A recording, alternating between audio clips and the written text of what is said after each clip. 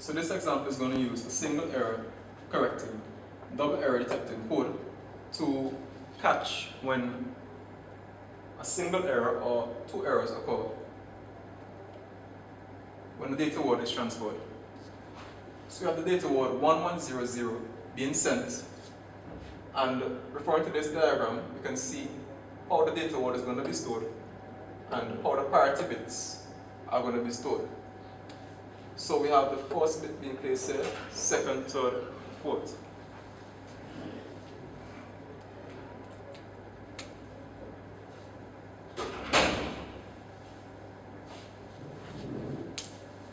Now in each loop, we're going to add a parity bit.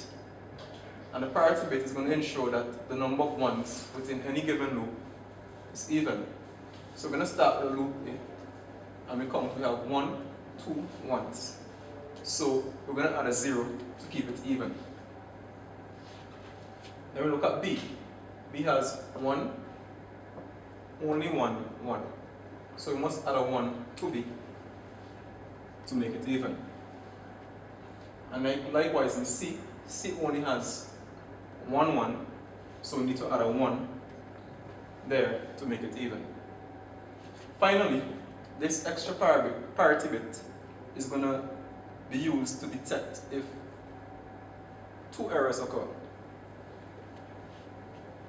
In the same way that we come to the number of ones in each loop, we're going to count the number of ones in the whole Venn diagram.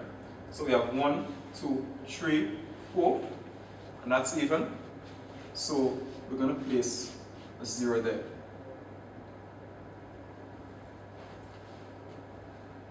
Now let's say when this was transmitted, an error occurred at this bit and this bit, leaving us with this.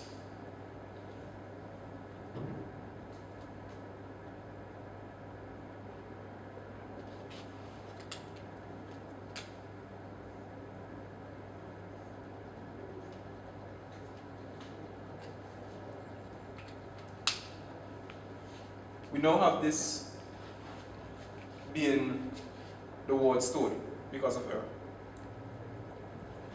Alright, so to decode this word and make sure that it was sent error-free, or to correct any errors, it's going to count the number of ones in each loop. So we're going to do the reverse now to decode.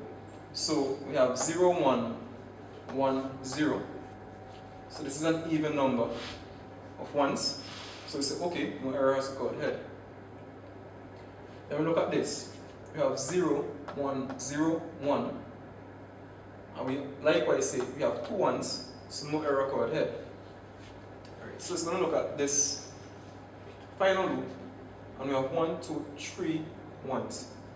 So since this was okay,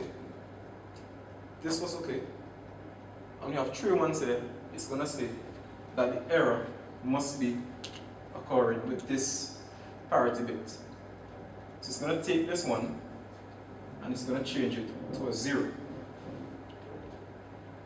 Now if we look at this, when it's decoded, it actually produces an incorrect code word, because it was 1, 0, 1, 1, 0, 0 that was being sent, and now this is going to say it's 1, 1, 0, 1. So we can see that all it was decoded, it gave an error. Now the double error detecting comes into play, because finally it's going to say we're going to count the number of ones in each loop, and that's 1, 2, 3, and then we're going to compare it with our extra parity bit, which was 0. And we know that the only way that this could have been 0 was if an even number of ones existed in the Venn diagram. So remember, we had a single error correcting, double error detecting algorithm being used. Our original code word was 1100. Now our decoded code word is 101. What the code is actually going to do is that it's going to say, when it comes down to this point, yes, we corrected an error, which is a single error correcting, but when we check the number of ones in the Venn diagram, it's actually odd, while the parity bit is 0. So this is going to say, if this was 3 ones, then this should have actually been a 1.